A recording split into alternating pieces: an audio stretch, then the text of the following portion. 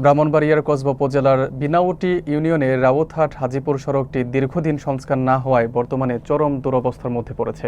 প্রায় এক দশক ধরে অবহেলিত এই সড়কটি বর্তমানে চলাচলের একেবারে অনুপযোগী হয়ে উঠেছে। বিস্তারিত থাকছে সবুজ খান জয়ের প্রতিবেদনে। সরেজমিনে দেখা যায় অর্ধ কিলোমিটার দীর্ঘ এই সড়কে সৃষ্টি হয়েছে অসংখ্য বড় গর্ত, কাদা, উঁচু নিচু টিলা ও গভীর খাদ। কোথাও ইট উঠে গেছে, কোথাও বালু ও পানির স্রোত বইছে। এতে প্রতিদিন অন্তত 10টি গ্রামের প্রায় 5,000 মানুষ চরম ভোগান্তিতে পড়ছেন। সড়কটির উপর নির্ভরশীল 5টি শিক্ষা প্রতিষ্ঠান, একটি হাফিজিয়া মাদ্রাসা ও কেন্দ্রীয় মসজিদের যাতায়াতকারীরাও ভোগান্তির শিকার। গেল এক সপ্তাহে সড়কের গর্তে পড়ে 3টি পিকআপ ও 4টি অটোরিকশা দুর্ঘটনার শিকার হয়। এতে আহত হয় অন্তত 3 জন। এলাকাবাসী অভিযোগ করেন, সংশ্লিষ্ট দপ্তরে বারবার অভিযোগ দিয়েও কোনো কাজ হয়নি। ইউপি সদস্য রাশিদুল ইসলাম রাসেল জানান, দরিদ্র জনগোষ্ঠীর কণ্ঠস্বর ঊর্ধ্বতন মহলে পৌঁছায় না বলেই তারা বছরের পর বছর অবহেলিত। এলাকাবাসী দ্রুত সংস্কারের জন্য সরকারের জরুরি হস্তক্ষেপ কামনা করেছেন। আমাদের গ্রামের ভিতরে 2টা কবরস্থান আছে। এই কবরস্থানে লাশ নিয়ে আসা যাওয়া করতে আমাদের গ্রামবাসীর অনেক কষ্ট হয়।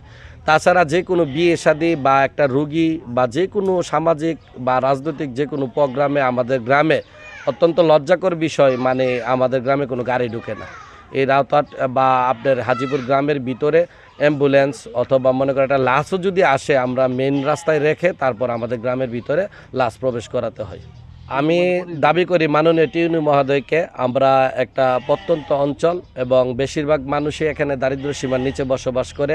রাজনৈতিক প্রভাব বা আধিপত্য আমাদের এখানে কম থাকায় দীর্ঘদিন যাবৎ আমরা অবহেলিত। মাননীয় টিউনি মহোদয় স্যার যেন আমাদের এই রাস্তাটিকে সুন্দরভাবে সেই রাস্তাটি উনা দেখে নির্মাণ করে দেওয়ার জন্য ওনার প্রতি আকুল আবেদন।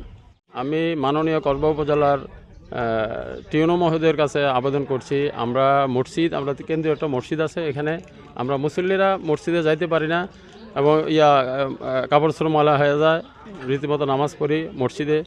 আমি টিউনো মহোদয়ের কাছে আবেদন করছি আমার রাস্তাটা যেন করে দেন।